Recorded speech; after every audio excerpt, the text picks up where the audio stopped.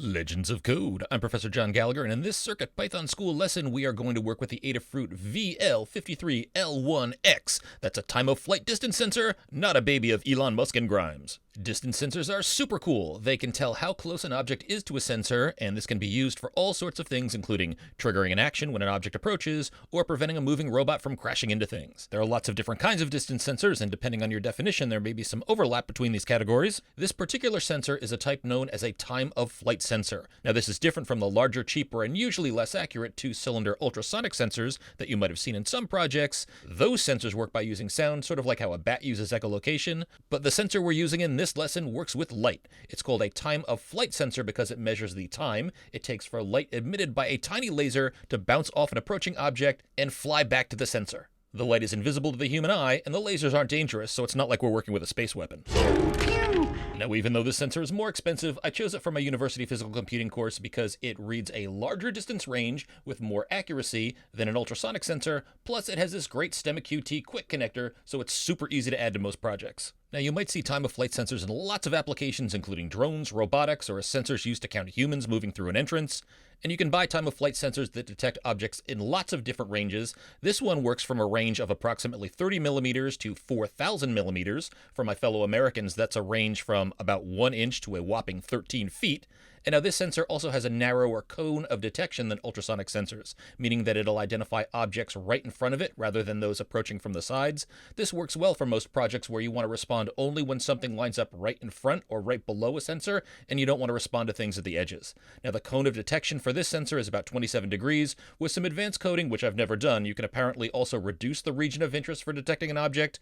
And if you want to find out more about the specifications of the sensor, remember you can always look at the sensor's datasheet, which is usually posted on the seller or manufacturer's website. So let's find out how to use this. If you have a STEMMA QT port on your board, you can simply plug it into that port. If you're using a board like a Circuit Playground, and my students start their course with a Circuit Playground Bluefruit or CPB, you can clip a STEMMA QT cable like this to the Circuit Playground, clipping the red wire to the 3.3 volt pad, black to the ground pad, blue, which is SDA or the data cable, to pad A5, which is also labeled as SDA on Circuit Playground boards, and yellow, which is SCL or clock, clips to pad A4, which is labeled as SCL on the Circuit Playground. Now let's get this sensor working in CircuitPython. And I'm going to take a few shortcuts and not initialize some of the default values. If you're curious to learn more about this sensor, remember you can always see Adafruit's Learn Guide for the VL53L1X, and you can explore the sensor's documentation in the implementation notes on the Read the Docs website.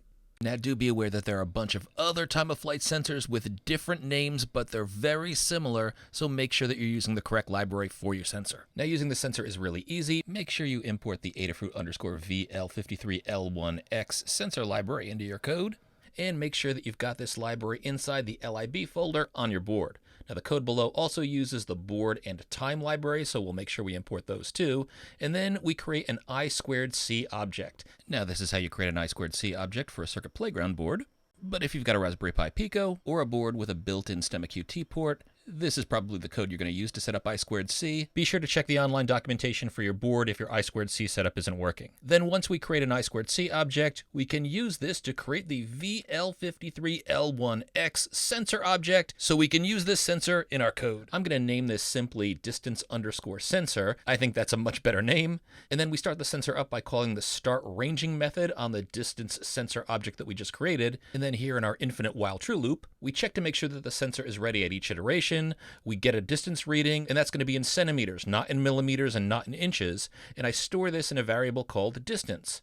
And one thing to be aware of that isn't in the example code for the sensor, or at least it wasn't at the time of this recording, if you get an infinite reading, meaning there's nothing detectable in front of the sensor, and this sometimes happens if something quickly enters or exits the sensor range, then what the sensor returns isn't a number, it's none, the absence of value. So before we can do anything, we check to make sure that the distance is not equal to none, otherwise we might get an error. But if it's true that the distance is not equal to none, meaning we've got a number, then I also calculate inches using the standard centimeter to inch formula. The print statement down here prints centimeters, inches, and feet formatting to 1 decimal place, and this else bit isn't necessary, but I think that you might be curious how often you get a none reading, so I simply print out if we get a none infinity reading. How you deal with this in your builds depends on what you want to do if you have an infinite reading, but you do want to make sure that you've got the if part in here so that you don't get an error. Then to prepare for the next reading, we always need to call clear_interrupt on the distance sensor object. That just makes sure that we get a fresh reading the next time we use the sensor,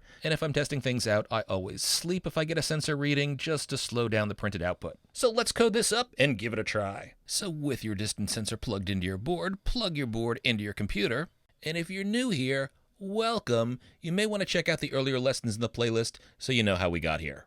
So I'll start with a comment. VL53L1X time-of-flight-distance-sensor.py, and I'll copy the name of the sensor because I'm going to add the package for the sensor to my project so that I get code completion and error detection in PyCharm, and then I'll use circ_up from the terminal to add this library to my CircuitPy volumes lib folder. So we'll head to PyCharm setting, and under the project name, select Python interpreter, click the plus sign. I'll paste in the sensor. The official CircuitPython libraries always start with Adafruit-CircuitPython, so I'm going to select this one here. Click Install Package, then click Close, then OK. Then I'll open the terminal, and at the prompt, I'll enter circ_up, install, Adafruit _ and paste in my sensor's name, press return. The library installs on my CircuitPy lib folder, and I'm ready to code. So we need to import board, time, Adafruit, and there we go. Code completion recognizes the name of the sensor, so I'll press return to accept this. I'll create my I2C object with I2C equals board.I2C, all caps, open and close parens. Then I'll create a distance sensor object named distance_sensor, and that's equal to my new library, Adafruit _VL53L1X dot, and I'm going to select VL53L1X. Thank you, code completion, passing in I2C, the I2C object I just created. Then we call distance_sensor dot start_ranging, open and close parens. That's going to start the distance sensing action. Then just so that I know my code is working, I'm going to print sensing distance. Then in while true, if distance_sensor dot data_ready, that makes sure you are indeed ready to receive a new sensor reading. I'll get that reading in a variable I'm going to call distance and set that equal to distance_sensor dot distance. Then I'll say if distance, !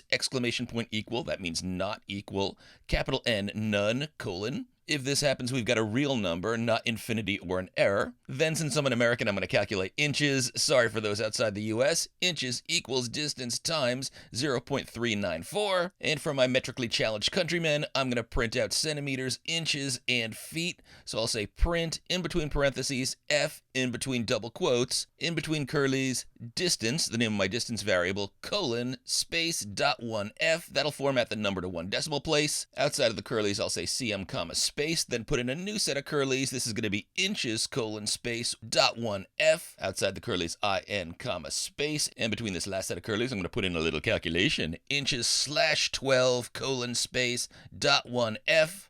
Outside those curlies, FT, that's the calculation in feet. Then outdented, I'm going to put else : in here to deal with the infinity and error. You would put some code below. In the sensor testing code, the only thing I'm going to do is print out a big bold string with a bunch of stars that says none/infinity. Just to demonstrate when we get this reading. Then I'll outdent and say distance_sensor dot clear_interrupt, open and close parens. This is necessary for this sensor to prepare for the next reading. And then just to slow down my print statements, I'll say time.sleep and in parens 0.2. Then let's open the terminal. I've got PyCharm running. I'm going to save and look at those sensor readings. So here I am at G4 Central with the window open. Let me pick up my CPB and my sensor and we'll get some readings. So you can see I'm getting some close readings while I've got this right in front of me. It's pointing right at me. I can wave my hand in front, but with the window open, I should get an infinite reading. So I'm moving my hand and you can see the sensor changing, but when I move out the window, whoa, I get some none infinity readings. You wouldn't want to put that in a calculation or your code would crash. That's why we catch none and deal with it separately. Then around my office, back out again, more infinity readings. Pythonista, you're using lasers to detect distance. Pew pew!